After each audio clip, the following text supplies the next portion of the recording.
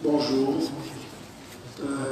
Quel plaisir, franchement, quel plaisir de reprendre la parole à l'université où j'ai passé de longues années à me battre en qualité de militant politique, en qualité de syndicaliste, mais également des combats de la pédagogie, à faire des efforts colossaux, à lever de fil de l'année dans de meilleures conditions pédagogiques. Et également, c'est une université qui m'a permis de me former en grande partie sur le plan politique parce que j'ai eu l'honneur, j'ai eu la possibilité d'être étudiant à un moment particulièrement chargé d'événements politiques dans le pays, puisque j'ai eu mon bac en 1992. Donc ça coïncidait avec beaucoup d'événements politiques dans le pays. Et l'université fut également un lieu important de débat. D'abord la situation politique, les combats identitaires, les combats à l'université pour les meilleures conditions socio-pédagogiques de la communauté universitaire, mais également des débats auxquels personnellement j'ai eu l'honneur de participer et que l'université de Tizi Ouzou pouvait également garder dans sa mémoire comme l'honneur de l'université, puisque à l'époque je me souviens avoir participé activement à la rédaction de la charte de l'université dans laquelle on avait défini les franchises universitaires et de solliciter les combats qui ont été menés pour faire respecter les franchises universitaires. Nous avons également mené un combat important pour que l'université soit un lieu de débat par excellence. Plusieurs fois, et quel plaisir aujourd'hui que de voir se rétablir le droit à l'expression. Une fois, je viens pour animer une conférence à l'Institut de sciences politiques, j'étais marqué par une note qui fut collée à l'entrée de l'Institut, qui interdisait des conférences politiques à l'Institut de sciences politiques. Ça faisait partie du système politique. Ça faisait partie des caractéristiques du système politique qui doit dégager, qui doit partir. Parce que c'était un système politique qui est arrivé au point d'interdire les conférences politiques à l'Institut de sciences politiques.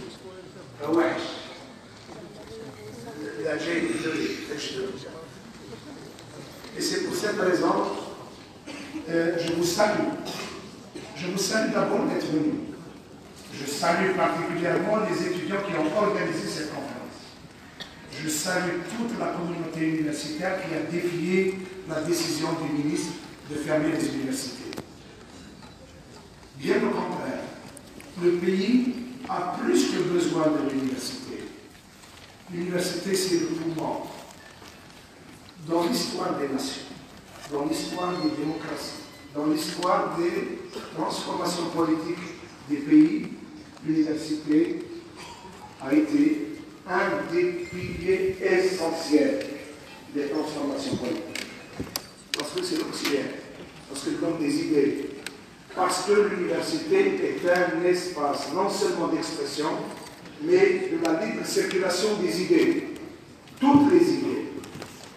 Et je pense que l'université de Tizi Ouzou en est un des modèles de cet espace d'expression. J'ai tenté dans mon petit exposé, et je démarre par une phrase toute simple. Moi, je me dis, dans ma formation politique, je me dis à chaque fois, j'ai un peu de vérité, il y a du temps chez moi, mais également il y a un peu de vérité chez les autres, et il y a un peu de temps chez nous. Donc nous allons essayer de mener un débat apaisé, un débat démocratique, un débat dans lequel il va falloir donner la prime à l'idée qu'à autre chose. Je prends le débat par deux grandes citations. J'aime bien commencer les débats par rappeler ces citations. La première, je la prends d'un grand écrivain russe qui s'appelle Solzhenitsyn, qui dit, par un étrange paradoxe, plus je sens dans ce monde d'une cruauté inhumaine, plus je peux pleurer aux larmes qui, même dans un tel monde, font appel à la patience. Même dans des moments qui semblent être confus, qui être chargés d'incompréhension. Il faut faire appel, il faut écouter, même s'ils sont rares, ceux qui font appel à la conscience. Nous en avons tellement besoin. Il y a des moments de mouvement, il y a des moments de dépenses énormes d'énergie, il y a des moments de fureur.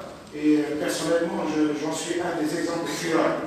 Mais il y a des moments également de débat, de nécessité de mener des débats apaisés. Moi, je suis débarrassé de tous les goulots. Je suis débarrassé de tout obstacle au débat. Je parle en kabyle, je parle en arabe, je suis nullement gêné, je parle en français, je m'assume entièrement et je suis ouvert à la critique. Je sais également prendre de cette énergie qui est certainement importante, des idées qui peuvent être exprimées par les autres. Je suis également un Algérien complet. Je suis fier autant de mon passé, de mon appartenance, de mes convictions, donc je ne suis nullement gêné. Je ne suis gêné par aucune considération. Mais également, je sais prendre la température des débats. Je sais distinguer le débat et autre chose. En ce moment, vous avez certainement remarqué que sur la toile, il y a une grosse opération de manipulation, de mouvement,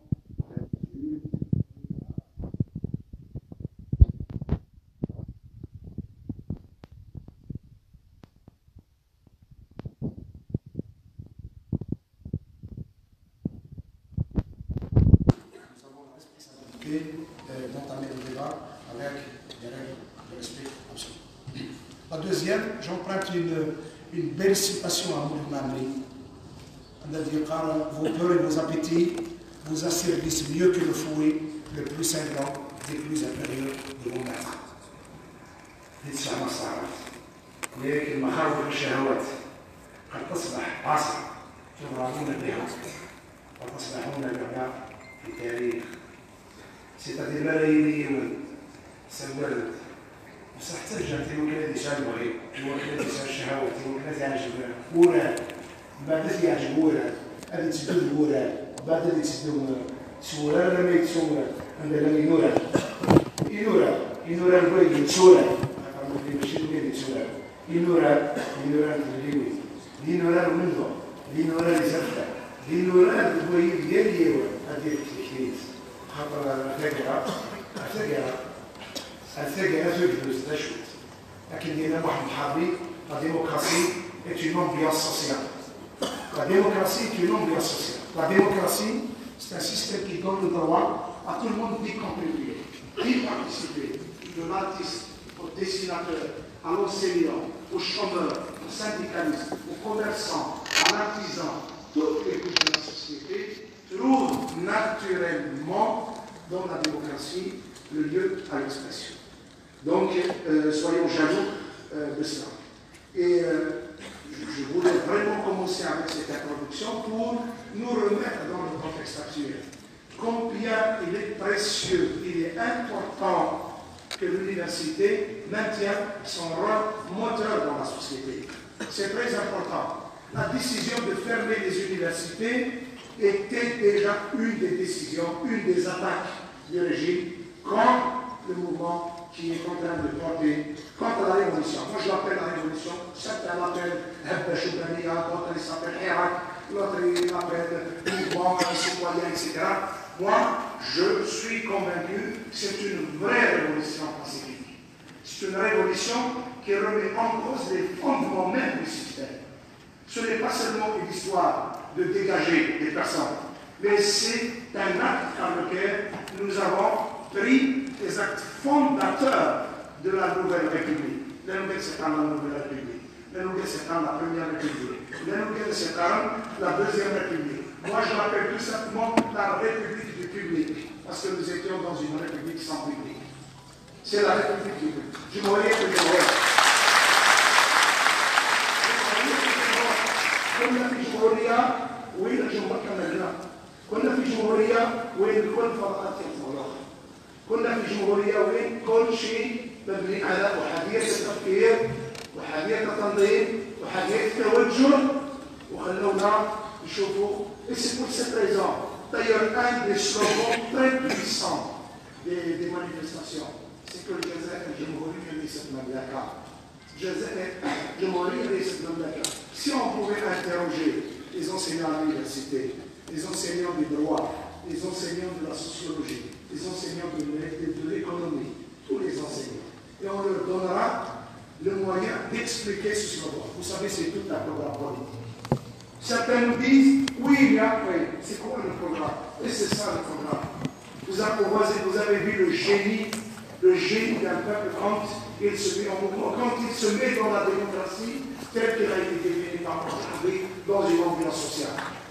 Et vous allez voir, hier j'étais avec des amis juristes, je leur disais, on n'a pas besoin d'imaginer une procédure quelconque pour rédiger la Constitution. Il suffit de ramasser tout ce qui a été écrit, tout ce qui a été brandi dans le marche, vous avez la Constitution. Il suffit de ramasser tout ça et le mettre entre les mains des gens qui ont la méthode, qui ont la méthodologie de rédaction de la Constitution. Vous avez la Constitution. Et quand vous entendez les gens, vous imaginez, pour moi c'est ça le génie populaire. Lorsque vous écoutez les gens passer devant la police, ils disent non, ça veut dire quoi? Je veux pas je veux que tu me respectes. Je veux que tu enlèves que tu respectes l'institution, mais tu viens avec moi. Parce que la définition de l'institution de la police, elle est protectrice des biens et des personnes. Elle doit être au service de la nation, elle doit être au service de la population. Lorsque les gens disent ça veut dire quoi? C'est tout simplement mettre l'État en réconciliation avec la nation. C'est mettre l'État en phase avec la nation. Bien sûr, également, il y a des choses qui relèvent du génie et qui font plaisir.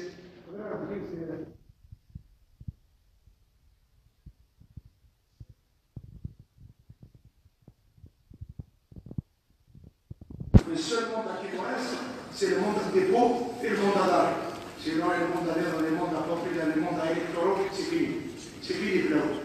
Et à partir de là, nous allons voir que nous sommes passés. Et pourquoi je l'appelle révolution? Parce qu'à mon avis, il y a un sillon qui est tracé, un sillon très profond dans la société qui est en train de remettre les bases d'une nouvelle République. On était où et nous sommes arrivés où? Je pense qu'on était dans un système politique, je le résume, basé sur 5 piliers. Comme ça, Tarkizine, il y a des Tarkistan Zoualoud, dans la pensée des Tzkhman, l'État se résume à quoi? Se résume à la puissance des institutions sécuritaires. L'État, ce sont des normes, ce sont des règles, ce sont des valeurs, ce sont des normes qui organisent la vie collective des gens.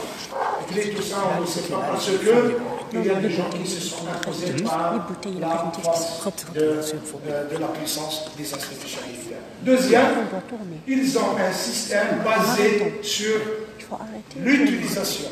C'est même pas la légitimité, l'usage abusif, faux de la légitimité révolutionnaire. Ils ont réduit ce pays à la seule légitimité révolutionnaire. Et ils ont tellement abusé qu'on se retrouve avec des millions de faux moudjahidines, de vrais moudjahidines, et puis la troisième, c'est la violence. La violence comme moyen de gestion de la société. Toutes les formes de violence. On est passé de la violence par l'emprisonnement, à la liquidation physique, à l'assassinat des gens. Souvenons-nous qu'on a bien tué Krim al-Qassem, qu'on a bien tué Khidr, qu'on a tué Boudiaf, qu'on a tué Abim Sili, qu'on a tué des hommes de valeur, qu'on a tué Mato, qu'on a tué. Je ne peux pas citer tous les noms. Certainement, ils sont des milliers. Également des gens qui sont morts dans l'anonymat. On dit et puis La violence a pris également une autre forme. Vous connaissez très bien les années de sang, les années de violence. La violence est passée à un stade massif de carnage et de massacre de populations entières. Et puis, bien sûr, aujourd'hui, la violence est là, une autre expression. Et là, d'autres formes. Maintenant, c'est le chantage social. C'est le chantage en tout genre. C'est le fait d'avoir fait de ce pays une immense salle d'attente. On fait attendre les gens. Les gens, ils attendent le MPP, le LSP, le social, l'ADN 1, l'ADN 2, l'ADN 3, la radio, l'IRM, le scanner, le visa, et puis on en a fait de ce pays une immense salle d'attente. Et quand on brise, quand on enferme un pays avec bien sûr une logique de fermeture de tous les espaces à l'expression, soit les médias, soit la rue, soit tous les espaces à l'expression, mais à l'ère de l'Internet, vous avez bien vu plusieurs fois, y compris dans les foires du livre, on a interdit les livres d'arrivée, on a interdit des publications et on a interdit plein de choses. Le quatrième également pilier, qui est un des piliers qui a provoqué, qui a enraciné en nous des rancœurs, des rancunes, mais également beaucoup d'incompréhension. C'est le régionalisme. Le régionalisme qui fut un des piliers. Le système régionaliste. Le système exploite le régionalisme. Le système a une philosophie par laquelle il divise les populations pour ne pas leur donner les moyens de se soustraire aux faux clivages, aux faux problèmes. Et je pense que l'une des stratégies qui a fonctionné pendant des années, c'est cette manière, c'est à enraciner dans la tête des gens l'idée qu'on n'appartient pas à la collectivité nationale. Vous allez le connaître, une grande partie des Algériens, est-ce que tu me donnes la définition de nous, eh bien nous allons avoir peut-être 40 millions de nous. Mais il est très rarement qu'on arrive à un nous collectif. Et c'est ça qui fait que ce pouvoir-là, c'est qu'il a laissé les gens, ils attendent, mais ils n'attendent pas ensemble. Et donc, il leur interdit de fonctionner comme une collectivité de valeurs et comme une collectivité des humains. Christian Garuth, qui est certainement, ça fait partie des choses qui ont provoqué les colères sociales, les colères politiques, les colères d'une génération tout entière qui voit que son pays risque d'être hypothéqué, que son avenir risque d'être hypothéqué, et la corruption. La corruption qui est un des fondements sur lesquels est basé ce système politique. Finalement, ces sillons, ces tracés nouveaux qui viennent et qui traversent la société en profondeur, c'est tout ça qui est remis en cause. C'est pour cette raison, avant qu'elle soit un rejet apparent des symboles de ce pouvoir, c'est déjà une fondation, une mise en place d'une nouvelle conception, d'une nouvelle manière de concevoir le monde. Qui, اسمح لي كان سيت اكزامبل عرب كي صرات الثوره في مصر من بعد خرجت الناس خرجت الملايين في ميدان التحرير من بعد مبارك اش تخدم الى اتوندي كونت الى فيك لا سيتوياسيون était sur le point de dégénérer, était sur le point de le faire partir. اش يخدم يشدات في الناس من البلطاقيه ما تشفى الى لاشي sur la foule البلطاقيه بالحصانه بالجماله بالبغاله بالحماره حاشاكم. Et بعد سويت الجزيرة السنين مليت شي طابو اسكو الجزائر راح تتأثر من هذا الحراك الموجود في تونس في مصر وشنو هو التعبير تاعك الشعور تاعك على ما يحدث الآن في ميدان التحرير. ناس هذه هي خصوصية الأنظمة السياسية المستبدة التي تحكم هذه الدول. هي ما زالت في عصر البلطاقية والحمارة والجمالة والحصانة، أما شباب هذه البلدان راه في عصر التويتر والفيسبوك والإنترنت. هذه هي الأزمة الحقيقية الموجودة اليوم بين الشباب في التطور في وعي سياسي، في قراءة صحيحة للأوضاع السياسية، وأنظمة فاسدة، أنظمة فاقدة الشرعية، أنظمة لا تصلح، انتهت مدة الصلاحية. بسم الله l'économie، اسمي قرار هكذا l'économie. Je salue au passage les enseignants, j'en vois des amis, mes enseignants, ça fait vraiment plaisir, j'ai beaucoup de respect pour eux. Ça, c'est une fierté pour moi. Et également, à côté de moi, Salim Boujma, qui est également annoncé à l'université. J'en ai vraiment une fierté. Il est l'Institut d'économie. Je suis allé au enseignement clinique et nous apprenait une règle en économie. Je ne suis pas spécialiste en économie, donc j'ai fait Institut d'économie. J'étais tellement versé dans la politique qu'on a oublié quelques notions de l'économie. Mais pour les étudiants de l'économie, certainement ils vont comprendre mieux que les autres étudiants, c'est qu'on nous apprend qu'un produit, il passe par 4 phases quand tu produis quelque chose. C'est un produit, elle passe par 4 phases. La première phase, c'est ce qu'on appelle en économie la phase du lancement. C'est-à-dire qu'on a créé le produit, on l'a mis. C'est la phase du lancement, on le met sur les étals. Ce produit-là, il passe après la phase du lancement, c'est-à-dire deuxième étape, c'est la croissance. C'est-à-dire ce produit commence à avoir des consommateurs, donc il est dans une courbe ascendante, il est en croissance. Et après, à un moment, il atteint le stade élevé de la croissance, il atteint le stade de la maturité. La maturité. Et les murs, les gens le connaissent,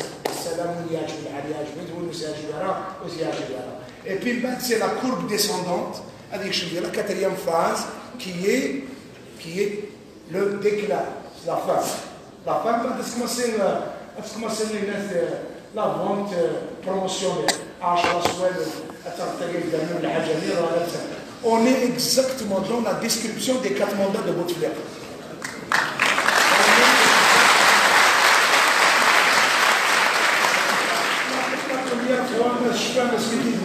Quoique moi je fais partie, je pense que nous n'étions pas nombreux, nous n'étions pas majoritaires à avoir dit non au premier mandat, au deuxième mandat, au troisième mandat, au quatrième mandat et au cinquième mandat. On était cohérents, Moi je n'ai pas attendu quoi que ce soit de Bouteflika, je le savais depuis le début.